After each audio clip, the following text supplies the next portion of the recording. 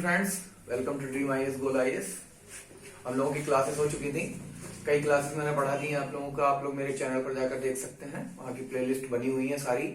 Polity की भी बनी है, इकोनॉमिक्स की भी बनी है, और ज्योग्राफी की भी बनी है, जनरल ज्योग्राफी की भी बनी है, और मॉडर्न हिस्ट्री की भी बनी है। कुछ दिनों बाद मैं आप लोगों को एंशिएंट हिस्ट्री और मेडिवल हिस्ट्री भी पढ़ाने वाला हूँ, ठीक है। और मैं इंडियन ज्योग्राफी भी पढ़ाने जा रहा हूँ, ठीक है। इंडियन ज्योग्राफी की वीडियोस आप लोगों की अपलोड होना शुरू हो जाएंगी। अभी मैं आप लोगों को पॉलिटी पढ़ा रहा हूँ, ठीक है। तो सबसे पहले मैं आपसे कहना चाहूंगा कि इस चैनल को सब्सक्राइब कीजिए, लाइक कीजिए और शेयर जरूर कीजिए, क्योंकि शेयर करेंगे तभी मुझे मोटिवेशन मिलेगा पढ़ाने का, ठीक है। तो आज हम लोग अपनी वीडियो स्टार्ट कर रहे हैं। हमारी वीडियो है आज रिलेटेड है हमारे पार्ट 1 से। मैंने जैसा कि आप लोगों को पढ़ा दिया था, क्राउन का शासन, कंपनी का शासन, ठीक है, the rule of crown, the rule of company. और उसके बाद मैंने आपको क्या पढ़ाया था, उसके बाद मैंने कॉन्स्टिट्यूशन असेंबली पढ़ाया था। कॉन्स्टिट्यूशन असेंबली के बाद मैंने तुम लोगों को क्या पढ़ाया था, फिर मैंने पढ़ाया था आप लोगों को विशेषताएं, ठीक है, क्वालिटीज ऑफ कॉन्स्टिट्यूशन। फिर मैंने प्रियम्बल पढ़ाई थी पूरी तरीके से। आप लोगों को प्रियम्बल का एक एक पॉइंट जो उसके वर्ड्स थे वो मैंने समझाए थे, ठीक है। तो प्रियम्बल के बाद हमारा स्टार्ट होता है पार्ट नंबर 1, जिसमें यूनियन एंड इट्स टेरिटरी, मतलब संघ और उसके राज्य क्षेत्र, इसकी बात की जाती है, ठीक है। भारत को, इंडिया को यूनियन ऑफ स्टेट बोला गया है, ना कि फेडरल ऑफ स्टेट बोला गया है, ठीक है। हमारे भारत के राज्यों को राज्यों का संघ कहा गया है। क्या कहा गया है? राज्यों का संघ। वो किसमें कहा गया है? आर्टिकल नंबर 1 में, जो आपका आर्टिकल नंबर 1 आता है। ये देखिए, मैं आपको बता देता हूं, आर्टिकल नंबर 1 से लेकर आर्टिकल नंबर 4 तक कोई पार्ट नहीं है।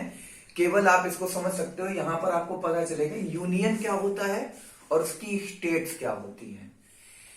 इनको हम इनके अंदर किस तरीके का बदलाव कर सकते हैं या किस तरीके से हम इनमें चेंजेस ला सकते हैं, ठीक है। ये सारी चीजें इसमें आप लोग पढ़ेंगे। ये 4 आर्टिकल बहुत इंपॉर्टेंट आर्टिकल हैं। इन आर्टिकल्स के ही थ्रू आज की डेट में जो हमारी यूपी स्टेट जो है, और भी कई स्टेट्स हैं जो नामों में बदलाव कर रहे हैं। आज की डेट में आप लोगों ने सुना होगा मुगल सराय का नाम पंडित दीनदयाल उपाध्याय के नाम पर रख दिया गया है, ठीक है। और आपका इलाहाबाद का नाम प्रयागराज रख दिया गया है, ठीक है।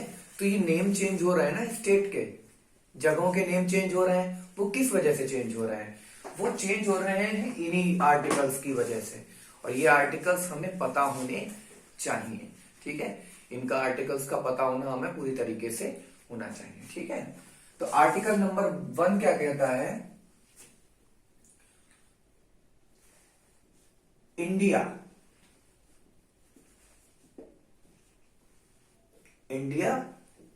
That is Bharat. India that is Bharat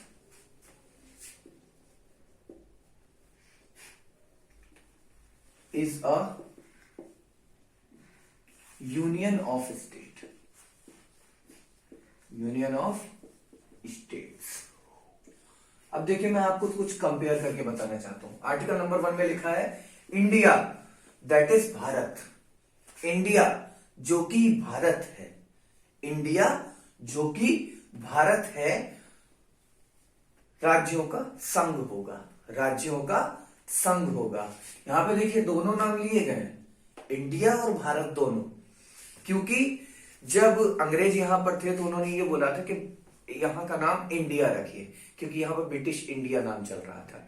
British Bharat नहीं, ब्रिटिश इंडिया बोलते थे, ठीक है। और यहां के रहने वाले इंडियंस। तो भारत क्या है? भारत हमारी खुद की संस्कृति के थ्रू भारत नाम रखा गया है। हमारे भारत की संस्कृति जो है, और भरत मुनि के नाम पर भारत नाम रख दिया गया, ठीक है। लेकिन इंडिया नाम जो है वो नाम लिया गया है इंडस रिवर से, इंडस रिवर के थ्रू नाम लिया गया है इंडिया, ठीक है। तो इंडिया का भी नाम इसमें रखना जरूरी था और भारत तो बोलना जरूरी था ही था। इसलिए आर्टिकल नंबर 1 क्या कहता है, India that is Bharat, India जो कि भारत है। ठीक है, क्या बताता है कि वो यूनियन है, किसका, स्टेट का, स्टेट्स का यूनियन है। अब यूनियन ऑफ स्टेट्स से क्या मतलब है, हमें इसको भी पता होना चाहिए। यूनियन ऑफ स्टेट्स का मतलब क्या है?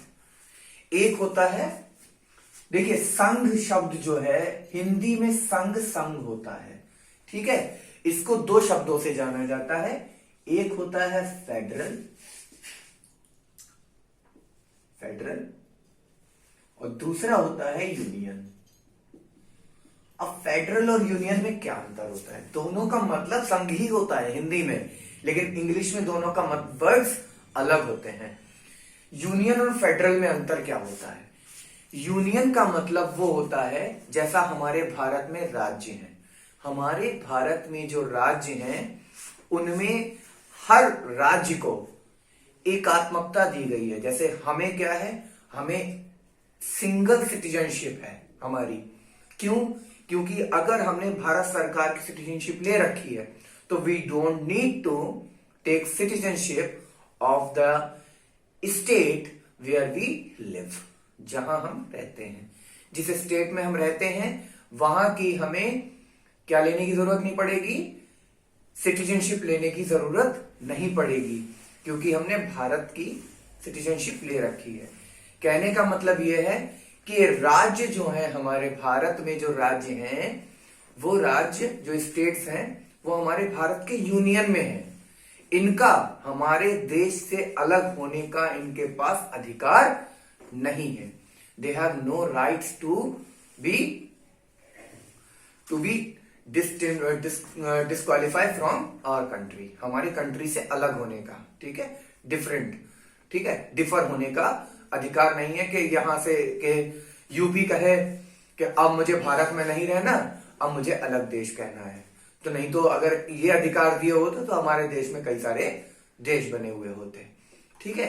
तो यही बात की गई थी हमारे आर्टिकल नंबर 1 में। और फेडरल का क्या है? यूनियन का मतलब मैंने आप लोगों को बता दिया, जिसमें राज्यों को उस देश से अलग होने का राइट ना हो, जिन राज्यों को अपने कंट्री से अलग होने का राइट ना हो, मतलब वो यूनियन में रहें, संघ में रहें, राज्य जो है वो गवर्नमेंट के अकॉर्डिंग चले, सेंट्रल गवर्नमेंट के अकॉर्डिंग।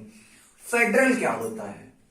फेडरल में कुछ स्टेट जो होती है वो समझौते के द्वारा जुड़ी हुई होती हैं, ठीक है। उनका जब वो क्या होते हैं, ये स्टेट क्या होती हैं, आप जैसे अमेरिका, फेडरल कंट्री के अकॉर्डिंग हम यूनियन के अकॉर्डिंग भारत को ले सकते हैं, ठीक है, और इसको हम अमेरिका के अकॉर्डिंग ले सकते हैं, अमेरिका, ठीक है। अमेरिका, अमेरिका में क्या होता है? अमेरिका में जैसे न्यूयॉर्क है, कैलिफोर्निया है, लॉस एंजलिस है, ठीक है, ये जगह जो है अमेरिका की, ये स्टेट्स अलग हो सकती हैं, ये स्टेट्स अलग हो सकती हैं, इनको अधिकार है। ये कल के होते आज सेंट्रल गवर्नमेंट से कह दे कि भाई मुझे अलग होना है, मुझे अलग देश बनाना है, तो न्यूयॉर्क अलग देश होने लगेगा, उससे कहलाया जाने लगेगा। क्यों? क्योंकि फेडरल कंट्रीज जो भी होती हैं वहां पर 2 तरीके की सिटीजनशिप चलती है, डुअल सिटीजनशिप चलती है, ठीक है। जब मैं सिटीजनशिप पढ़ाऊंगा आप लोगों को, नागरिकता पढ़ाऊंगा, इसके बाद हमारा नागरिकता ही आएगा। आर्टिकल नंबर 5 से लेकर आर्टिकल नंबर 11 तक नागरिकता ही है, पूरी हमारी सिटीजनशिप है, वो पूरा मैं पढ़ाऊंगा आर्टिकल नंबर 11 तक, 5 से लेकर 11 तक। नेक्स्ट क्लास हमारी उसी पर होगी। तो अमेरिका क्या है? America the federal of state है, ठीक है, और हमारा भारत क्या है? Union of state. यही मतलब है इसका, यूनियन ऑफ स्टेट और फेडरल ऑफ स्टेट, ठीक है। हमारे भारत में क्या हो रहा हुआ था, कुछ समझौते के थ्रू और कुछ कानूनी कार्यवाही के थ्रू, और कुछ क्या हुआ था, कुछ बहला फुसलाकर उनको हम अपनी कंट्री में हमने शामिल किया था, ठीक है। तो ये आर्टिकल नंबर 1 मैंने आप लोगों को पूरा बता दिया। India that is Bharat is a union of state, ठीक है। अगर कोई क्वेश्चन पूछता है, आपका क्वेश्चन क्या पूछा जाएगा? इंडिया दैट इज भारत ये किस किस आर्टिकल में वर्णित है, मतलब किस आर्टिकल में ये रखा हुआ है, लिखा हुआ है। Article number 1, article number 2, article number 3, article number 4। तो यहां पर आंसर क्या होगा, आर्टिकल नंबर 1 आंसर होगा इसका। अब आते हैं हम आर्टिकल नंबर 2 पर।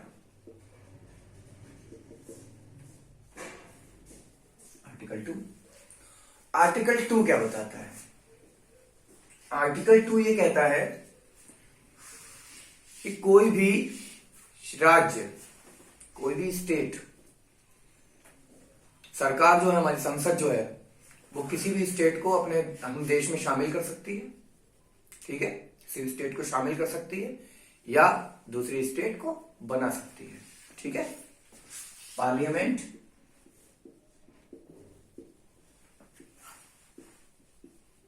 Can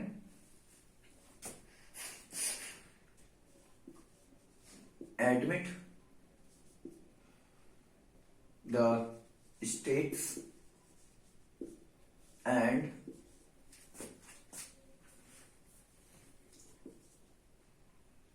recreate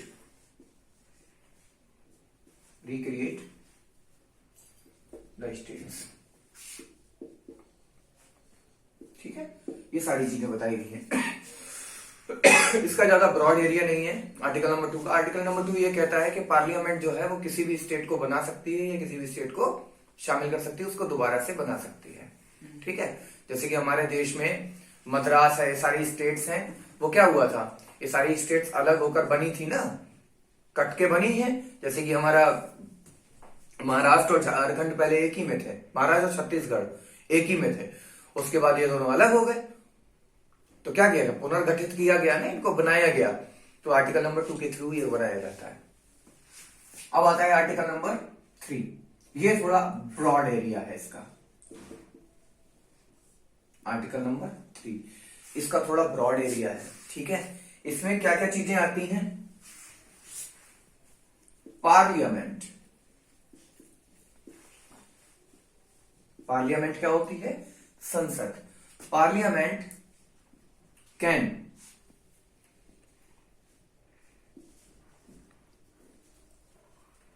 change the limit of state,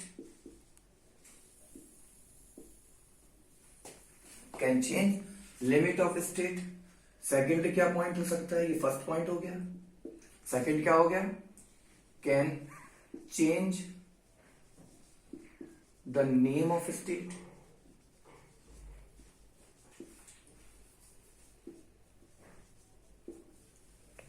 third हो गया,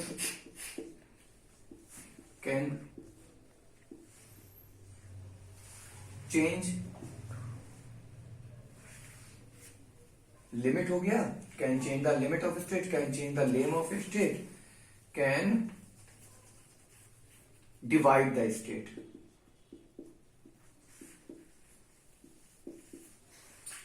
डिवाइड कर सकती है स्टेट को। ठीक है, fourth, can divide the state, can create the state।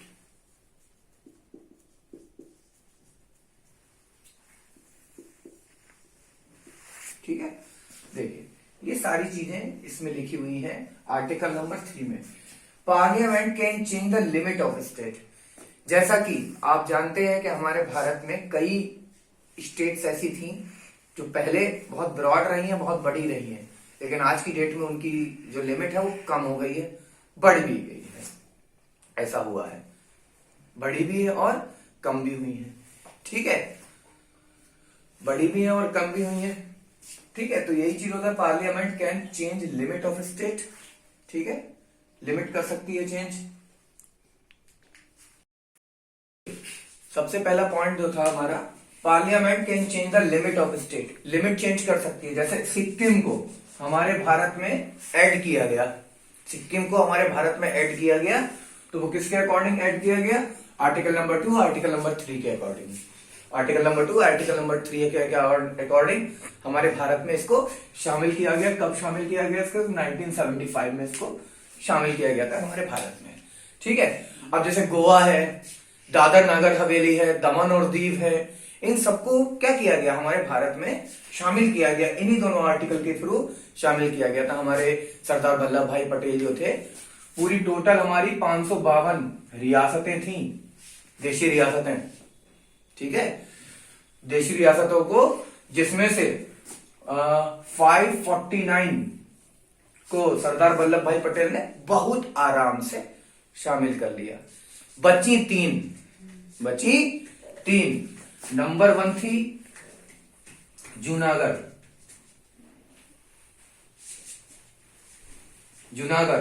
Number 2 थी हैदराबाद,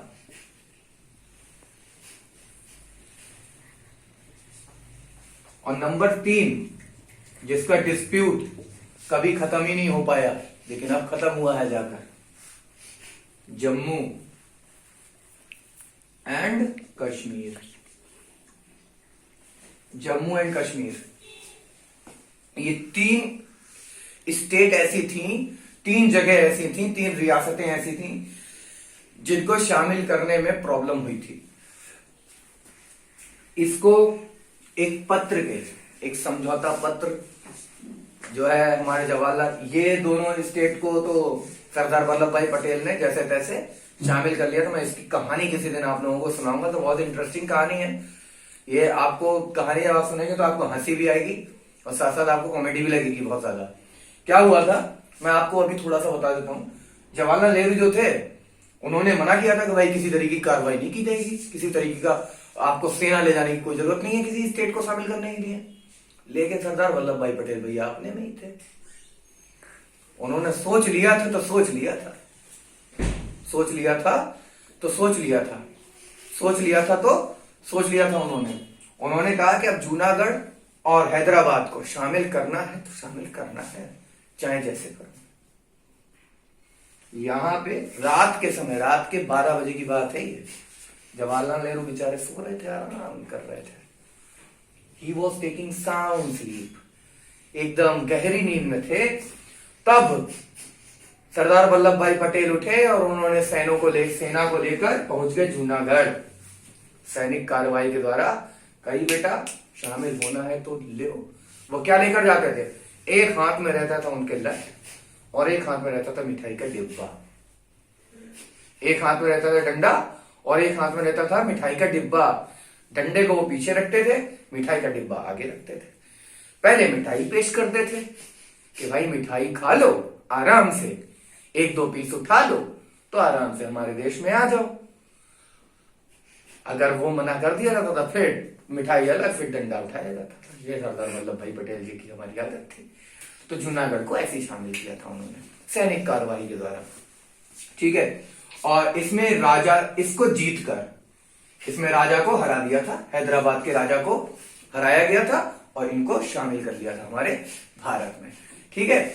और जम्मू और कश्मीर का तो विवाद तो आप जानते हैं। इसमें क्या हुआ था, राजा हरि सिंह थे यहां पर, उनको थोड़ा खतरा था पाकिस्तान से, तो पाकिस्तान से खतरे को बचाने के लिए जवाहरलाल नेहरू ने इनके साथ एक समझौता ज्ञापन पत्र जो है वो कर लिया था कि समझौता है भाई तुम्हारे लिए, एक तो प्रपत्र हासिल कर लिया उन्होंने उसी हिसाब से इनको शामिल कर लिया, ठीक है। ये सारी किसी दिन कहानी पूरी पढ़ेंगे हम लोग, कम से कम 3-4 घंटे की वीडियो बनेगी वो पूरी। जब पढ़ाऊंगा 3-4 घंटे की वीडियो रहेगी वो।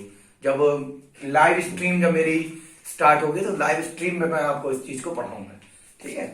क्योंकि अभी रिकॉर्डिंग में तो 4-5 घंटे की वीडियो बनाना बहुत मुश्किल है, लेकिन जब भी मैं लाइव स्ट्रीम करूंगा तो आपको ऐसी ऐसी कहानियां पढ़ाऊंगा तो आप बहुत इंटरेस्टिंग तरीके से समझेंगे उसको, ठीक है।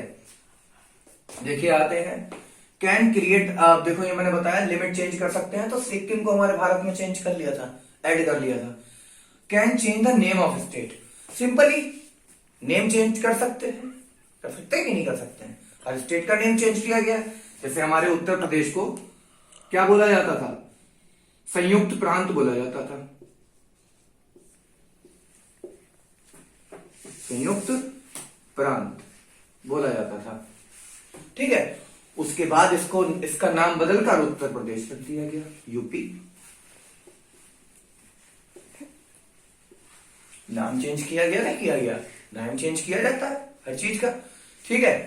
तो ये सारी चीजें इसमें की गई थी। उसके बाद देखिए कैन डिवाइड द स्टेट, जैसा कि आप सब जानते हैं मध्य प्रदेश से, एमपी से छत्तीसगढ़ अलग हो गया है, ठीक है। उत्तर प्रदेश से उत्तराखंड अलग हो गया है, ठीक है। और अभी रिसेंटली 2014 में आप जानते हैं आंध्र प्रदेश से तेलंगाना अलग कर दिया गया, ठीक है। और भी कई चीजें अलग हुई हैं, जैसे बिहार से किसको अलग किया गया, झारखंड को अलग किया गया। ये सब स्टेट्स अलग हुई हैं। क्या हुआ, कैन डिवाइड द स्टेट को डिवाइड कर सकती है, पलट सकती है, बदल सकती है, ठीक है।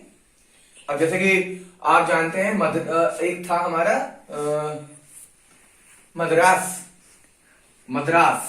मद्रास में कौन कौन सी स्टेट आती थी, मद्रास में आती थी गुजरात और महाराष्ट्र। तो गुजराती बोलने वालों के लिए गुजरात स्टेट बना दी गई और मराठी बोलने वालों के लिए महाराष्ट्र स्टेट बना दी गई, ठीक है। भाषा के अकॉर्डिंग जब चेंज किया गया था, समितियां आई थी। एक समिति थी धर समिति और जेवीपी जवाहरलाल नेहरू और वल्लभ भाई पटेल और ये है हमारे पीवी नरसिम्हा राव। तो इन सबको ऐड करने के बाद क्या हुआ था, एक समिति आई थी जिसमें यह बताया गया था कि भाषा के अकॉर्डिंग बदला जाएगा। मतलब सबसे पहला आपका ये क्वेश्चन बनता है कि सबसे पहला भाषा के अकॉर्डिंग कौन सा राज्य बना था, सबसे पहला भाषा के अकॉर्डिंग कौन सा राज्य बना था, आंध्र प्रदेश। कौन सा राज्य बना था, आंध्र प्रदेश सबसे पहला भाषा के अकॉर्डिंग राज्य बना था हमारा। तो जेवीपी समिति के अकॉर्डिंग बना था, ठीक है। उसके बाद हमारी फजल समिति आई थी। फजल समिति के अकॉर्डिंग बहुत सी स्टेट्स क्रिएट हुई 1956 तक बहुत सी स्टेट्स क्रिएट हुई, ठीक है। तो उत्तर प्रदेश, ये नाम चेंज किया गया, नाम में बताया मैंने। स्टेट को डिवाइड कर सकते हैं, स्टेट डिवाइड भी की गई, ठीक है। और क्रिएट द स्टेट को क्रिएट भी किया गया। क्रिएट करना मैंने बता दिया। देखिए मद्रास में से गुजरात, क्या नाम था गुजरात, कभी नहीं था। गुजरात को महाराष्ट्र को बना दिया गया, क्या है, क्रिएट कर दी गई स्टेट्स, ठीक है। ये सारी स्टेट्स को क्रिएट किया गया। अब आता है हमारा आर्टिकल नंबर 4, लास्ट आर्टिकल है, ठीक है। तो उसके लिए मुझे इसको इरेज करना होगा, ठीक है। आर्टिकल नंबर 4, आर्टिकल नंबर 4 क्या बताता है, आर्टिकल नंबर 4 बताता है आर्टिकल 2 एंड आर्टिकल 3, आर्टिकल 2 और आर्टिकल 3 के थ्रू जो अमेंडमेंट किए जाएंगे, आर्टिकल नंबर 2 और आर्टिकल नंबर 3 के थ्रू जो अमेंडमेंट किए जाएंगे, ठीक है। यहां पर फिर से लिख देता हूं मैं, the amendment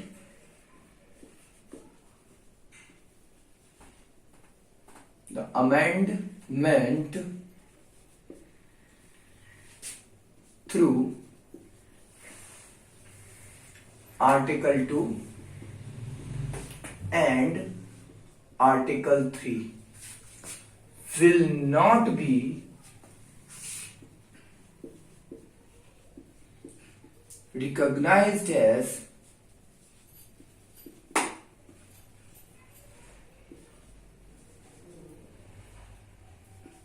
the amendment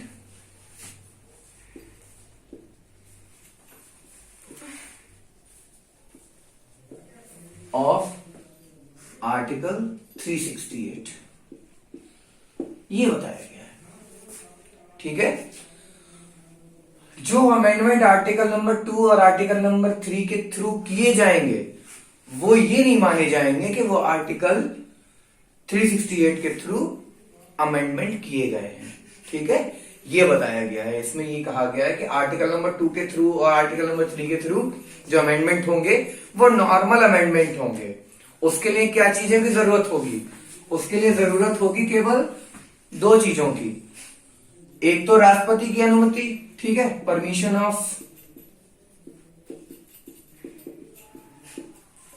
of president,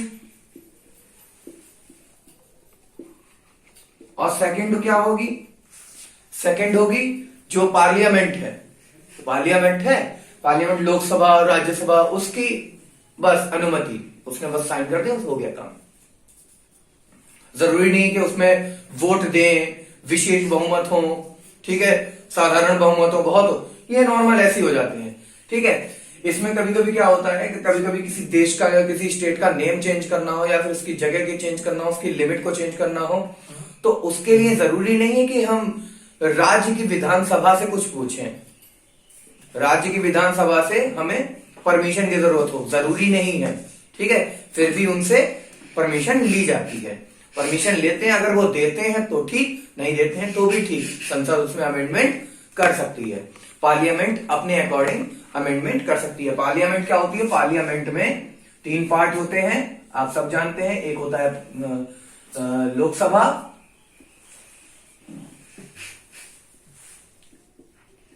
Lok Sabha, दूसरा होता है राज्यसभा,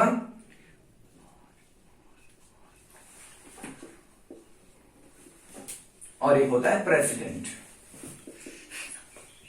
ये 3 चीजों से मिलकर हमारी पार्लियामेंट बनती है, इन 3 चीजों से मिलकर हमारी पार्लियामेंट बनती है। लोकसभा को हम क्या बोलते हैं, निचला सदन बोलते हैं, ठीक है। लोग राज्यसभा को हम अपर हाउस बोलते हैं, इसको लोअर हाउस बोलते हैं। ये लोअर हाउस होता है और ये अपर हाउस होता है, और ये तो हमारा जानते हैं प्रेसिडेंट होता है, ठीक है, भारत का प्रथम नागरिक, the first citizen of India, ठीक है। तो इनकी अनुमति जरूरी होती है, जरूरी नहीं है कि राज्य के नेम में बदलने में, राज्य की स्टेट को बदलने में, राज्य की जगह को बदलने में, राज्य की लिमिट को बदलने में हमें राज्य विधानसभा की जरूरत हो, लेजिस्लेटिव असेंबली की जरूरत हो। We don't need to, parliament को किसी भी तरीके की जरूरत नहीं है कि उनसे कुछ पूछे, लेकिन फिर भी उनसे एक सलाह ली जाती है, ठीक है। तो परमिशन ऑफ द प्रेसिडेंट, और मैंने दूसरा बता दिया आप लोगों को, जो राज्यसभा और लोकसभा से परमिशन ली जाती है, और इसके थ्रू क्या होता है, अमेंडमेंट हो जाता है, ठीक है। तो ये थे आर्टिकल नंबर 1, 2, 3, 4, ठीक है। इसके बाद हमारे कुछ राज्य बने थे, कुछ राज्य बनाए गए थे, ठीक है। उनके बारे में मैं आप लोगों को जब पढ़ाऊंगा, थोड़ी सी अलग से क्लास ले लूंगा, 15-20 मिनट की क्लास होगी, उसमें मैं आप लोगों को बताऊंगा कि राज्य कौन से, कब और कैसे बने थे, ठीक है। सारी राष्ट्र के बारे में, सारी चीजों के बारे में मैं आप लोगों को एक्सप्लेन करके बताऊंगा, ठीक है।